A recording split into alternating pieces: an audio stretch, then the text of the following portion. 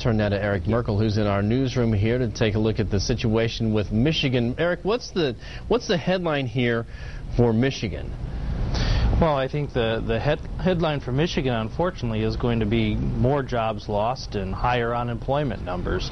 So this state is going to have to go through far worse, down a far worse economic road than we've already been down.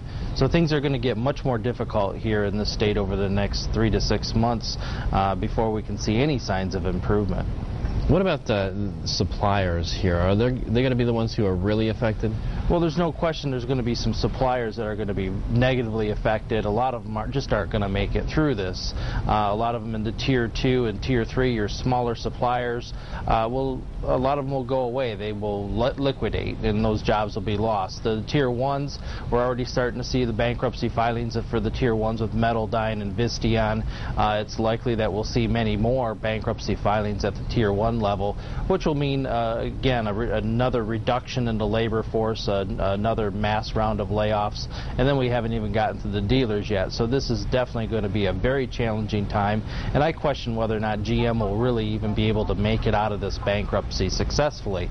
Now, you can kick anyone you want. The judge is taking Chrysler out of bankruptcy. I'm not saying that GM can't come out in 30 to 90 days, but will they be healthy? I think that's a big, big question mark. I mean, that's kind of news here that you're saying that this isn't going to, they're not going to make it out of this. Why are you saying that?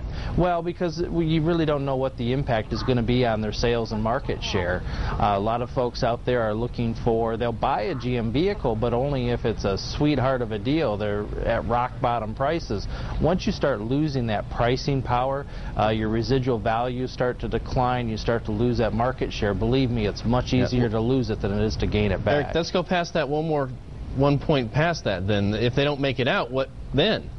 Well, if they don't make it out, I mean, then it's an open checkbook for the government. The government's either going to have to continue funding them or they just liquidate.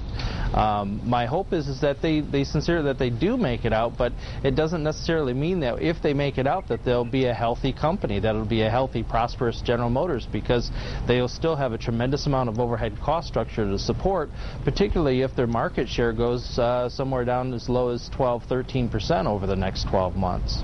All right, Erich Merkle in the newsroom, thank you so much for your time today. I'm sure we're going to be talking to you throughout the day and weeks to come. Thank you. Thank you.